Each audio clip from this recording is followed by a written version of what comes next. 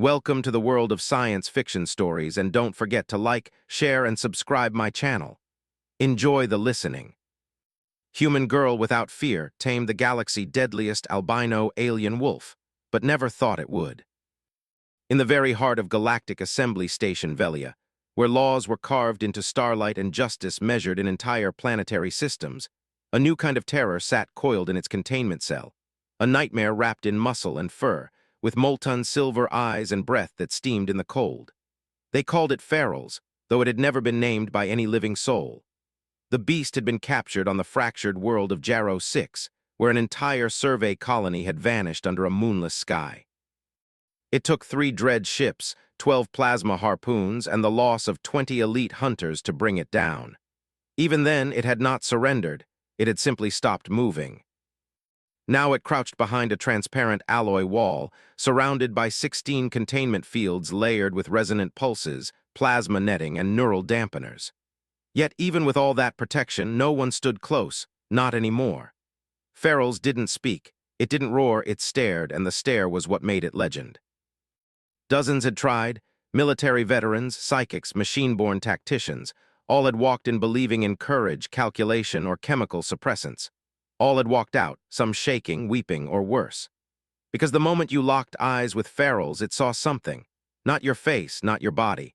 It saw you, the whole of you, your lies, your fear, your deepest, most desperate secret, and it held your gaze until you broke under the weight of yourself. The Galactic Council, in all its logic and pride, didn't know what to do with it. Executing it would be politically catastrophic. The beast had become a symbol, especially among border species who already whispered that the Council could no longer control the wild corners of space. Killing it would only ignite the fire.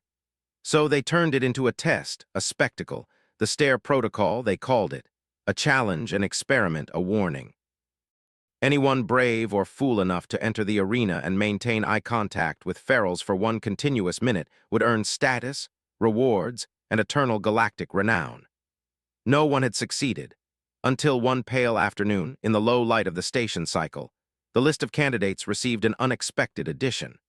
A human girl, 17 years old, civilian from a settlement station so far on the fringe of space that most in the room didn't know if it actually existed.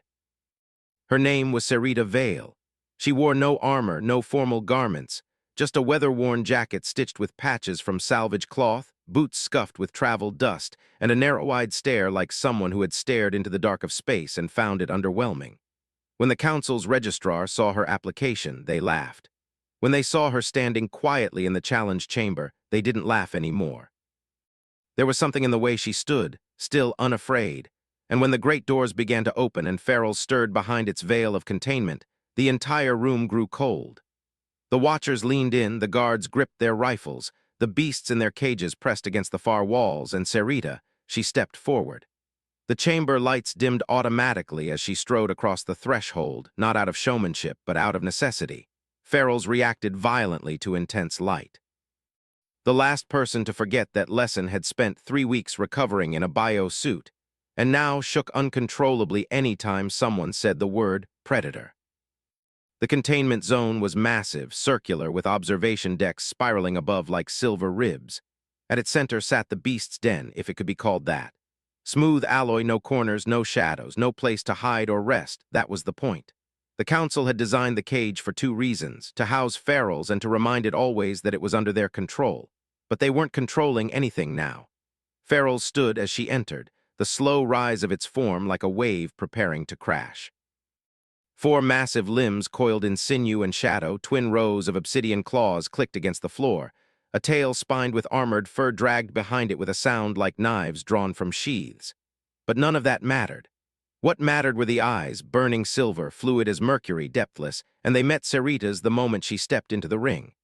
The guards tensed, protocols triggered, medical drones hovered nearby, prepped for psychological collapse. But Sarita didn't flinch. She stopped 5 meters from the containment wall, folded her arms across her chest, and stared back. Time slowed, not literally, but to those watching, the moment stretched impossibly. Most subjects cracked in 5 seconds, some made it to 12. Ferals moved a step closer. CA didn't blink. She stared with the kind of focus found in hurricane eyes and starlit voids, not anger, not fear, not challenge or curiosity, but something else, recognition. 1 second, 2, 3, the creature shifted again, letting out a low growl that reverberated through the floor. Not aggressive, not even a warning, a question. The silence in the chamber was absolute. The council members leaned forward from behind their protective glass, their expressions caught between fascination and disbelief. 13 seconds, 20, Farrell's growl stopped. Its head lowered slightly, those molten eyes narrowing, not in aggression, but in study. It took one long step forward, pressing almost nose to glass with the containment barrier, the closest it had ever come to a challenger. Sira stepped forward too, only half a pace but enough. The two stood separated by nothing but a few inches of alloy, locked in a gaze deeper than words. The monitors recording her vitals, heart rate, pupil dilation, neural activity, showed no signs of stress. Her brain was operating at peak clarity, her breathing was steady, her eyes calm, unbroken. At 45 seconds, Zorov, the council's chief enforcer, leaned close to the intercom. "Pull her out," he ordered. Now, but no one moved, no one dared interrupt. At 50 seconds, Farrell's ears tilted forward, then back, a shift in its stance, the first sign of something no one had predicted, deference. Farrell's bowed its head. A soft gasp rippled through the control decks. The beast had never bowed to anything. 60 seconds passed.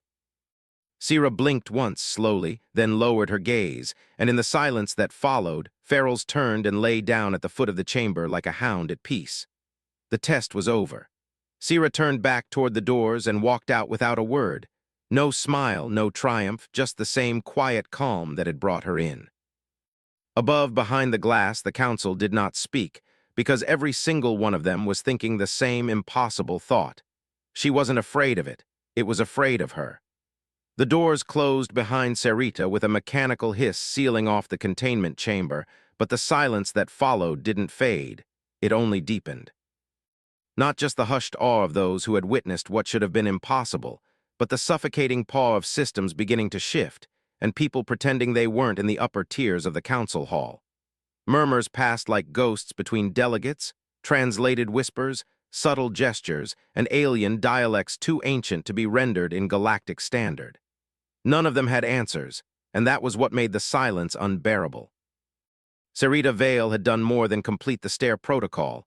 She had broken it, and she had done so without speaking a word. Zorov paced inside the council's war room, his metallic boots clicking against the iridescent glass floor, the sound sharp and uneven like a clock losing time. He had been the loudest opponent of even allowing a human girl into the challenge.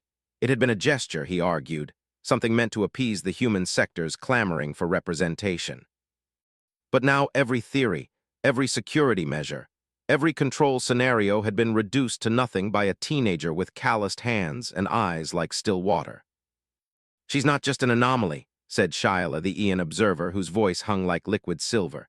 "She's a fault line," Zorov scowled. "Fault lines crack, this one fractured." No one responded because they all saw what he did. They watched the surveillance feed over and over again, searching for some flicker of illusion, some technological trick, a latent ability, anything, but the raw telemetry was undeniable. Sarita had stood before the galaxy's most feared predator, and the predator had bowed. The council could have chosen silence. They often did, but the moment was already leaking through. Technicians, junior aides, and Comte's whispers had already taken root on the lower levels of the station. Word would spread to the colonies, then the core worlds. And so the council called a session, one not open to the public, not yet. This was to decide what Sarita was. Inside the rotunda, the lights dimmed and a projection flared to life above the center dais. Sarita, captured in high resolution, staring down the beast, her silhouette so small before Farrell's, yet holding the entire weight of the galaxy in her gaze. "She bonded with it," said Minister Arrell, his thick horns vibrating with restrained energy, emotionally, spiritually, perhaps genetically, or it was luck. "Offered another perhaps, the beast sees novelty, something in her is foreign enough to hold its attention. Then what does that say about the rest of us?" asked a quiet voice, one that was familiar enough to be hated. They fell silent again, and while the galaxy's highest minds fumbled for answers, Sarita stood in the corridor just outside the war room doors, listening to the muffled voices. No one had told her to wait, but she did, because she understood something they didn't. They weren't discussing the beast anymore, they were discussing her. She turned and walked away before the vote was cast, before the verdict rendered. She didn't care for permission, she didn't need it. Ferrell's was waiting, and she never left him waiting. The containment chamber wasn't the same anymore. The moment Sarita entered, the energy in the air shifted. Guards stood with less certainty, their weapons not aimed but ready. Surveillance drones pulsed in slow orbits overhead, capturing every detail. But what they really watched was what happened when she stepped through the inner barrier. Ferrell's rose slow and deliberate, as if its body were more myth than matter. Its head tilted slightly, those molten silver eyes tracking her with something that looked uncannily like patience. A patience that alone unsettled everyone watching, because the beast had never waited for anyone before. Sarita didn't hesitate. She crossed the threshold, her boots tapping on the smooth alloy floor, and stopped just a few feet from the glass. The chamber lights were softer now. The harsh clinical glare had been dimmed after her first encounter. Per my request, Ferrell's didn't like the brightness, she had said, like a fact, like something she just knew. Now, as she stood before him, she met his eyes again, not with tension, not with dominance, but with recognition. That same impossible stillness passed between them, a current neither scientific instrument nor psychic probe could measure. She pressed a hand to the glass. Ferrell's didn't move for several seconds, then slowly he approached his massive form, coiling with power yet absent of threat. His head lowered, pressing gently against the barrier opposite her palm. It was the third time they'd done this. The council was watching, they always were, but Sira didn't care. She wasn't doing it for them. She crouched, sitting cross-legged on the floor, her hands still on the glass. "I used to be scared of wolves," she said quietly, though the recording equipment would capture every word. Back on the outer ring, they'd tell stories about the ones that came down from the shadows of the mountains, pale, silent, always watching, never heard until it was too late. Ferrell's didn't blink, he simply breathed, massive lungs drawing in air like the chamber itself belonged to him. But the stories were wrong. Wolves don't kill for sport. They kill when they're cornered, when they're hungry, or when someone touches the wrong cub. At the word cub, Ferrell's pupils contracted slightly. "Sir, you lost something," she murmured. "That's why you lash out, that's why you stare so hard. You're not trying to scare people, you're trying to see if they understand." She dropped her hand, but the beast didn't move. "None of them do," she said. "They just see teeth." And then, for the first time, Ferrell's moved, not toward her, but to the far wall of the chamber, where the transparent alloys shimmered with the projection of a distant world. He sat, his back to her, head tilted up toward the starlight simulation, watching, waiting. Sarita sat with him, not because she wanted answers, but because she understood what silence meant. Not every cage had to be made of glass and steel. Some cages looked like altars, and some beasts didn't need to be conquered. They just needed someone who could look them in the eye and stay. Inside the council chamber, the lights dimmed to a cautious blue, signaling deliberation. All 92 delegates, representing hundreds of systems and trillions of lives, had arrived early. Their faces were tense, some carved from stone and steel, some pulsing with bioluminescent nerves or coiled with translucent tendrils. But every one of them bore the same tight-lipped uncertainty. At the center holopad, Ferrell's image hovered, massive, stoic, unchained in all but name, and beside him, her silhouette, small, quiet human Sira Vale. She wasn't officially present in the chamber. They hadn't invited her. It would have felt like seating a matchstick beside an oiled drum. The girl was becoming something they had no name for, an icon or a threat, or both, and the room's temperature reflected that uncertainty. "She is not telepathic," spoke Fr High, a willowy, serpentine being from the thought-sensitive worlds of Lyeth. "She carries no known implants, no training, no enhancements, and yet the beast submitted." "No, corrected," said a gravel-voiced general from the military bloc. "It did not submit, it chose. There's a difference, and it matters." Shyla, the Athurian, adjusted her shimmering veil. She spoke to it not with sound, but with empathy, without words. "That is not a weapon. It is a bridge, and bridges can collapse," came the growl from the back, from a Kari delegate encased in armored plates of deep crimson. "If that creature decides to rise again, if it turns and she fails to hold it, do we even have a protocol to stop it?" "Worse," Zorov murmured, his voice nearly lost beneath the rising tide of debate. "What if she doesn't fail?" That thought sent a hush rippling through the chamber. The implication was horrifying, not that the girl might lose control of the beast, but that she already had it and they had no control over her. "She's only 17, another delegate said with forced calm. "She hasn't asked for power, she hasn't made demands." "Yet," Zorov said, and neither did the founders of revolutions until they realized the world could bend. The debate stretched into the next light cycle. Voices rose, theories were flung like daggers, a faction even suggested recontainment, forcefully separating the girl from the beast, removing both to a black site. But no one dared motion it formally because no one could guarantee success, not after what they'd seen. Eventually, the votes were cast. The majority chose caution. They would not act yet. Sarita would not be detained, but she would be watched always. Her every movement monitored, her every word logged, and should she ever show signs of using her influence against the council's interests, they would act.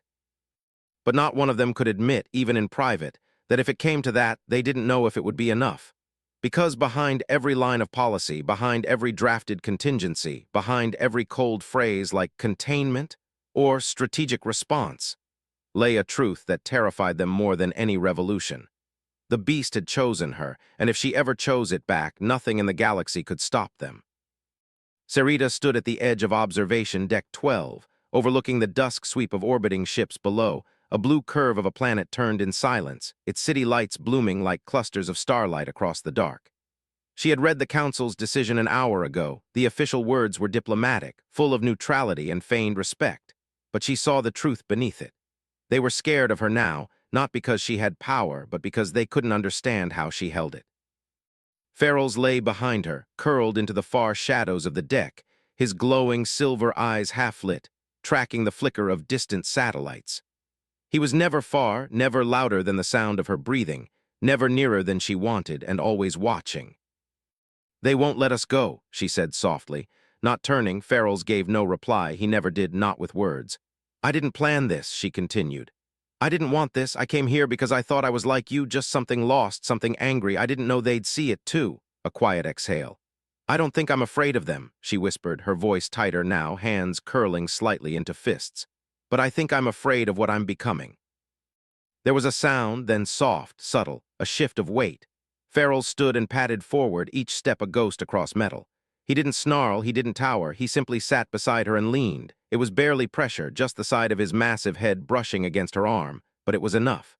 Sarita exhaled and reached up, her fingers slipping through the coarse fur behind his ear. She didn't smile, not exactly, but something in her shoulders eased. They stood like that for a while, beast and girl, watching the ships drift like fireflies in the dark. Later that night, she received a message from one of the outer colonies. A village on Harrow's moon had experienced a collapse in communication relays. A predator native to their moon's lower forests had begun attacking the edges of the colony perimeter. The villagers had asked the council for aid. The council had sent nothing. So they asked her, just a line at the end of the transmission, "If you can talk to monsters, could you talk to ours?" Sierra looked at Farrell's. He looked back, and the answer passed between them, soundless, certain. They would leave Velia in the morning, not as prisoners, not as performers, but as something else entirely. A girl and a beast, a question and its answer. The council would watch, the galaxy would whisper, and peace, if it ever came, would arrive with teeth. The journey to Harrow's moon was quiet, uneventful by all standards, except for the eyes that followed them. Sarita and Farrell's departed aboard a council-granted courier. An unarmed Spartan vessel meant more for inspection tour than transport. They traveled without escort, though the void around them hummed with invisible surveillance, and Sierra could feel the weight of a dozen unseen eyes pressing through the ship's hull. She let them watch, let them wonder.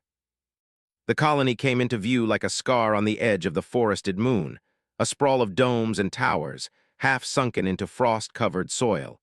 It was not a thriving city, but a stubborn village, still clinging to the ground despite orbital advances. The people who lived there had chosen stillness over the currents of the stars.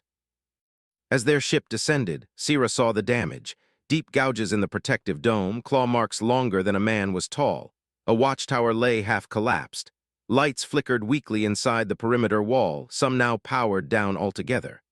She felt the tension before they landed, tasted it in the air like iron and ash. They were met at the docking pad by a grim cluster of colonists, men and women wrapped in weathered suits, eyes sunken from too many sleepless nights. One of them, a wiry man with a half-healed burn running down his jaw, stepped forward with the stiff manner of someone who'd been in charge too long. "I'm Marshal Tyron," he said, glancing from Sira to the massive form of Ferals, who stood at her side like a breathing wall of muscle and fury. "You're the one they sent." Sira nodded once. He grimaced. "Council said they'd send weapons, not a girl with a wolf." Sira didn't flinch.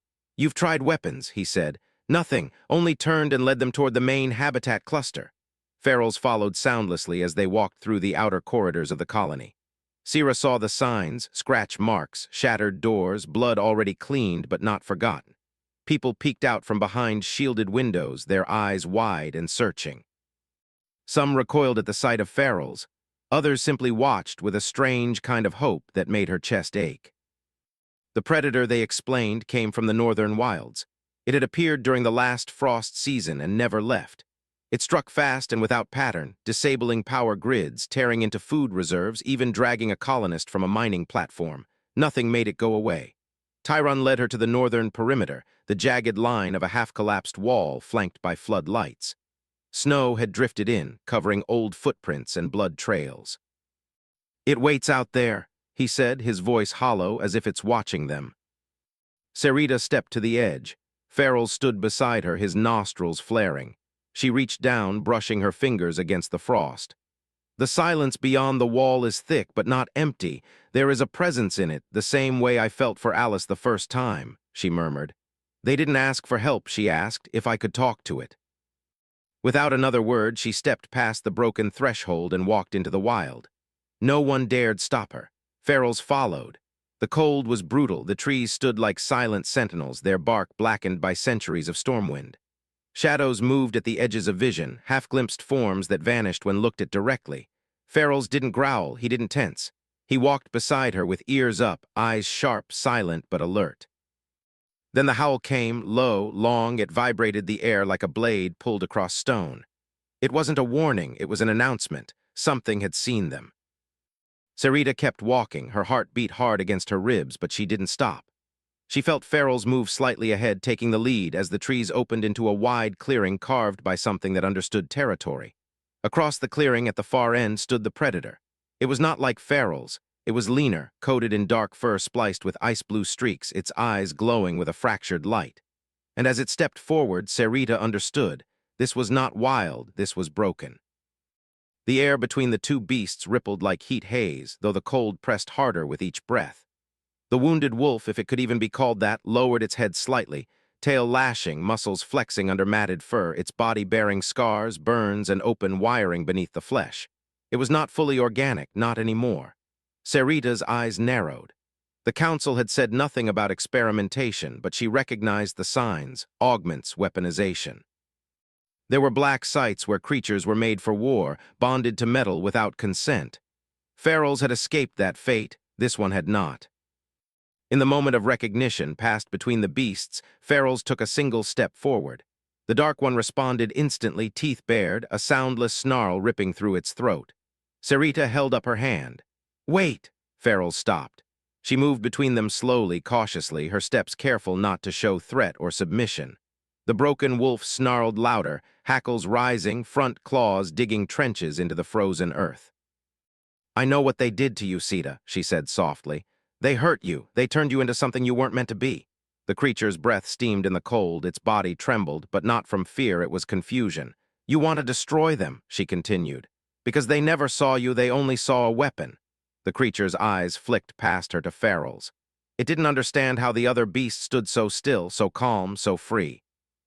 "They tried to do the same to him," she said, "but he chose not to become it." The broken wolf lunged. She didn't move. Ferals exploded forward, intercepting the strike with a sound like thunder, bodies colliding midair in a blur of silver and black claws, raking fangs snapped, blood hitting the frost. But even as they fought, there was something else. A silence beneath the violence, a conversation in motion, instinct speaking where words could not. Ferals didn't try to kill. He countered, dodged, forced the creature back without tearing it apart. Sarita watched, heart hammering but trusting. They crashed again, and this time Ferals rolled the other onto its side and stood over it, growling low and deep. The dark wolf stilled, its chest heaved, eyes wide. For the first time it looked not at its opponent, but at the girl standing quietly at the edge of the frost. She stepped forward again, kneeling. "I see you," she whispered. Even like this, Ferals backed away. The broken wolf rose slowly, no longer snarling. It tilted its head, its gaze flicked between them as if trying to recall a memory long buried. Then it turned and vanished into the trees, not fleeing, just leaving, choosing. Sarita exhaled, her hands trembled. Farrell stood beside her again, silent and strong. The beast hadn't been tamed, it hadn't been healed, but it had been heard, and sometimes that was the first step. By the time Sarita and Farrell's returned to the colony perimeter, the sky had turned a deep indigo, and the first stars of Harrow's belt began to shimmer through thinning clouds. They emerged from the trees without fanfare, without blood on their hands, and without the corpse of the creature. The colony feared that alone, unsettled Marshal Tyron more than anything else. He met them at the gate, surrounded by tired-eyed colonists still clutching makeshift weapons. Their gazes darted to the forest behind her, expecting something, a proof of a kill, or more realistically, a tragedy they could mourn and move on from. But Sira brought only silence and the quiet power of the beast at her side. "You let it go?" Tyron asked, voice ragged with disbelief. Sira nodded. "It didn't need to die, it killed people, I know," she said, her voice not shrinking under his accusation, "but it wasn't born for that, it was made." The crowd behind him began to shift uneasily. Whispers passed between them, building like smoke in a dry room. The colony's loss was fresh and their fear still warm. They wanted justice.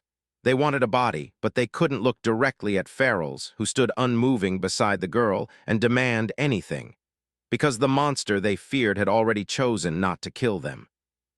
Sira turned to the gathered colonists. "You won't see it again, it's gone, and if it returns, I'll deal with it." She didn't make promises she couldn't keep. She gave truths the way a forest fire gives light, uncontrolled, undeniable. Tyron stared at her for a long time. "The council sent you to contain it, they didn't know what they were sending." Farrell's exhaled softly, a breath like winter wind.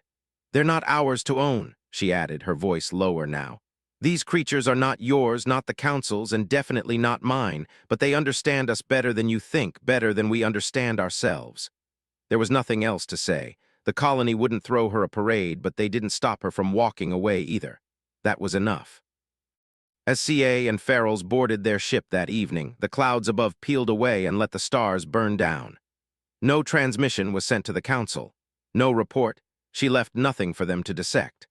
But across the galaxy, systems already stirred on outposts where council reach was paper thin and barely tolerated, and people began to whisper again, this time not of war or resistance, but of possibility. A girl who walked with a beast, who faced down monsters and lived, who could silence fangs with a glance and step unharmed through the jaws of the impossible. The girl who didn't kill the nightmare, the girl who listened to it. Back on Velia Station, the council sat in session, faces cast in cool shades of artificial light. Zorov stood before them, his hands behind his back and eyes fixed on the report in his hand, the one he had not written but knew was true. "She never called for backup," he said flatly. "The colony is intact, no loss of life since her arrival, no pursuit needed." Some in the chamber nodded, others remained stiff, unblinking. And when the creature asked one of the Etherians still unaccounted for, Zorov replied, "Lied, but not hostile, not anymore." A silence spread through the chamber like a wound slowly bleeding. No one was comfortable with it. It didn't fit their framework. She hadn't broken any rules. She hadn't claimed power. She hadn't even refused the council's authority, because she'd never asked for its blessing to begin with. "She's not dangerous," someone finally said. "She's not predictable," Zorov corrected, "and that makes her the most dangerous thing in the galaxy." The vote to monitor her more closely was passed quietly, not because they expected rebellion, but because they expected change. And change was always hardest when it didn't come with warships far away on a backwater moon. No longer suffering, Sarah DeVale sat beside a still campfire, watching the flames dance through the breath of the wind. Farrell's lay beside her, his head resting on his paws, eyes reflecting the starlight without fear or hunger. For once there was no audience, no transmissions, no whispers, just the quiet between heartbeats. Then, without sound or signal, Farrell stood. He looked to her, silver eyes meeting green, not with command, but with a question. She rose to her feet beside him. There were no words. There never were, because understanding like theirs didn't need them. Together they stepped into the dark, not as predator and handler, not as girl and legend, but as something far older and far deeper. Not peacekeepers, not rebels, but reminders that the fiercest monsters in the galaxy are not the ones who roar. They are the ones who learn to walk beside us and choose not to look away.